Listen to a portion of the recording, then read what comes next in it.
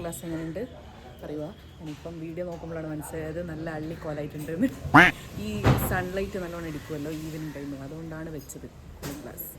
അത് എങ്ങനെയുണ്ടെന്ന് കമൻറ്റ് ചെയ്യുക. ബോറുണ്ടെങ്കിൽ ബോറെന്ന് പറയുക, അല്ലെങ്കിൽ ഗുഡാണെങ്കിൽ രസമുണ്ടെങ്കിൽ രസമുണ്ടെന്ന് പറയുക. അപ്പോൾ ഇതെന്ന് പറഞ്ഞാൽ എത്രയോ ദിവസം മുന്നേയുള്ള വ്ളോഗാണ്. പക്ഷേ ഇപ്പോഴാണ് എനിക്ക് ഈ വ്ളോഗ് ഇപ്പോൾ ഫോണിൽ ഇങ്ങനെ ഗാലറിയിൽ ഇങ്ങനെ കിടക്കുന്ന കാണുമ്പോഴാണ് എനിക്ക് ഈ ഒരു വ്ളോഗിൻ്റെ ഓർമ്മ വന്നത് തന്നെ. അപ്പം ഞാൻ എഡിറ്റ് ചെയ്തിട്ട് അങ്ങിടാമെന്ന് വിചാരിച്ച്. അപ്പോൾ നല്ല ഇൻട്രൊഡക്ഷനെല്ലാം കൊടുത്ത് നല്ല അടിപൊളിയായിട്ട് ഇൻട്രൊഡക്ഷനെല്ലാം കൊടുത്തിട്ട് വീഡിയോ എടുത്തിരുന്നു. പക്ഷേ അതെൻ്റെ അടുത്ത് നിന്ന് ഡിലീറ്റ് ആയിപ്പോയി. അതുകൊണ്ടാണ് സ്റ്റാർട്ടിങ് അങ്ങനെ നിങ്ങൾ കണ്ടത്. അപ്പോൾ നമ്മൾ ആദ്യം തന്നെ പോയത് പോത്തീസിലേക്കാണ്. പോത്തീസിലേക്ക് ഉമ്മാക്ക് 2-3 ജീൻസ് എടുക്കാനുണ്ടായിരുന്നു. വെറും ഒരു 2 ജീൻ മാത്രം എടുക്കാൻ പോയതാണ്.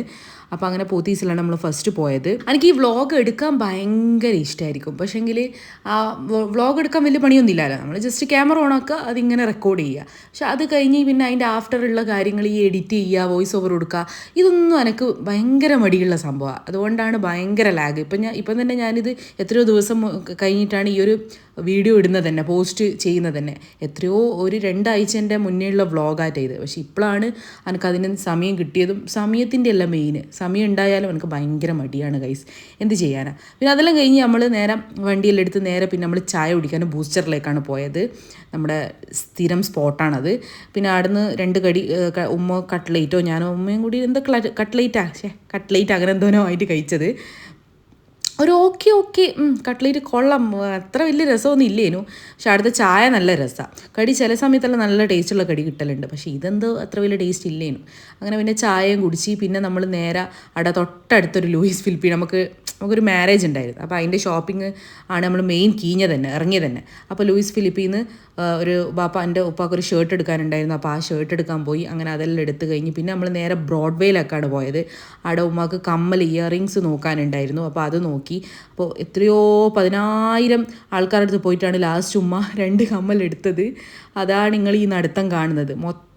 ആ ബ്രോഡ്വേ മൊത്തം നമ്മൾ നടന്നിന്.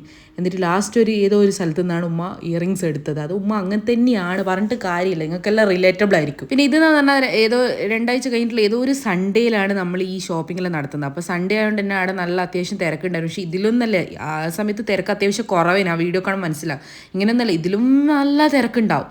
കുറേ സാധനങ്ങളുമായിട്ട് അത്യാവശ്യം നല്ല തിരക്കുണ്ടാകുന്നത്. പിന്നെ നമ്മൾ അവിടുന്ന് ആ സോഫ കവറില്ല, അതെടുത്തിരുന്നു നമ്മൾ. ആ 2 ആയിട്ടുള്ളൂ, കമ്മലും സോഫ കവർ. പിന്നെ നമ്മൾ നേരെ പോയത് അവിടെ ഫ്ലവർ ഷോ നടക്കുന്നുണ്ടായിരുന്നു. അത് കാണാൻ എനിക്ക് തീരെ താല്പര്യമില്ലേനും പോലും. ഉമ്മാൻ്റെ ഇതിൽ പോയതാണ്. എനിക്ക് ഈ ഫ്ലവർ ഷോ അങ്ങനത്തെ സംഭവം ഒന്നും വലിയ ഇൻട്രസ്റ്റ് ഇല്ലാത്ത. പക്ഷേ പോയത് ശരിക്കും നല്ലോണം മുതലായി ഗൈസ്. അതിൻ്റെ ഉള്ളിൽ കയറിയപ്പം ഞാൻ ശരിക്കും ഷോക്കായിപ്പോയി. ഫ്ലവറിൻ്റെ ഒരു ലോകം തന്നെ, ഇതുവരെ കാണാത്ത, ഞാൻ ലൈഫിൽ ഇതുവരെ കാണാത്ത പല വെറൈറ്റി ഫ്ലവേഴ്സ് അവിടെ ഉണ്ടായിരുന്നു. ഓരോ ഫ്ലവർ ഇങ്ങനെ കണ്ടുകൊണ്ട് പോകുന്ന സമയത്ത് കണ്ണ് എടുക്കാൻ തോന്നില്ല. അത്രക്കും നല്ല നല്ല ഫ്ലവേഴ്സ് അവർ അതിനെ സെറ്റ് ചെയ്തതും അങ്ങനെ അടിപൊളിയായിട്ട് സെറ്റ് ചെയ്ത്. ഇത് ഓരോരുത്തർ എന്തോ ഒരു മത്സരം അങ്ങനെ എന്തോ സംതിങ് അങ്ങനെ എന്തോ തോന്നുന്നു. ഓരോ ടീമായിട്ട് സെറ്റ് ചെയ്ത് തന്നു. ഓരോരുത്തർ നല്ല രസത്തിൽ ഓരോരുത്തർ ലവ് ഷേപ്പ് അങ്ങനെയെല്ലാം ആയിട്ട് പല മോഡലിലാണ് ഓരോരുത്തർ സെറ്റ് ചെയ്തിട്ടുള്ളത് ഫ്ലവേഴ്സിന്. അതും വെറൈറ്റി ഓഫ് ഫ്ലവേഴ്സ് അവിടെ ഞാൻ കണ്ടിരുന്നത്. നമുക്ക് അറിയുന്നതുമായ അറിയാത്തതുമായ ഇഷ്ടം പോലത്തെ ഫ്ലവേഴ്സ് അവിടെ ഉണ്ടായിരുന്നു. ഞാൻ ഇതിനെ അധികം വോയിസ് ഓവർ എടുത്തിട്ട് ലാഗാക്കുന്നില്ല. ഇനി സ്വല്പം മ്യൂസിക് ആവാം.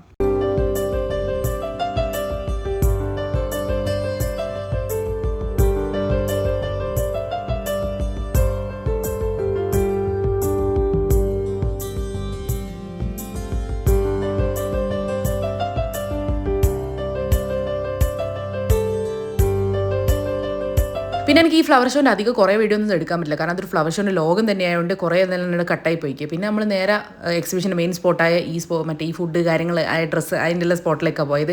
അവിടുന്ന് ഈ അച്ചാറിന് ഞാൻ ബീഫ് അച്ചാർ കുറേ കാലത്തിന് ശേഷം എൻ്റെ ആഗ്രഹം ബീഫ് അച്ചാർ വേണമെന്ന്. അത് അങ്ങനെ ആടുന്ന് വാങ്ങി, നല്ല ടേസ്റ്റ് ഉണ്ടായിരുന്നു. പിന്നെ ഈ പാമ്പിനെ നടന്നു പോകുന്ന സമയത്ത് കണ്ടതാണ് എൻ്റെ കൈ സെൻറ്റുമോ, എനിക്ക് പാമ്പ് തീരെ പറ്റത്. പിന്നെ ആ കിളീന അതെല്ലാം കണ്ട് അങ്ങനെ കുറേ അടുത്തുള്ള വിശേഷമെല്ലാം കഴിഞ്ഞ് പിന്നെ നമ്മൾ പുറത്തേക്ക് വന്ന് നോക്കുമ്പോഴാണ് ഈ ഒരു പാട്ടിൻ്റെ ഇതെല്ലാം കണ്ടത്. പിന്നെ അത് കുറച്ച് ആയിരുന്നതിന് ശേഷം പിന്നെ നമ്മൾ വേഗം തിരിച്ച് വീട്ടിലേക്ക് റിട്ടേൺ പോയി. കാരണം ഓൾമോസ്റ്റ് നല്ല ലേറ്റ് ആയിക്കേനു. പിന്നെ നമ്മൾ വേഗം വീട്ടിലേക്ക് പോയി. അപ്പോൾ ഓക്കെടാ, ഇത്രയെല്ലാണ് ആ ദിവസത്തെ വിശേഷനും. അപ്പം വേറൊരു വീഡിയോ കാണാൻ അതൊക്കെ ചാനൽ സബ്സ്ക്രൈബ് മറക്കണ്ട കേട്ടോ. അപ്പോൾ ഓക്കെടാ.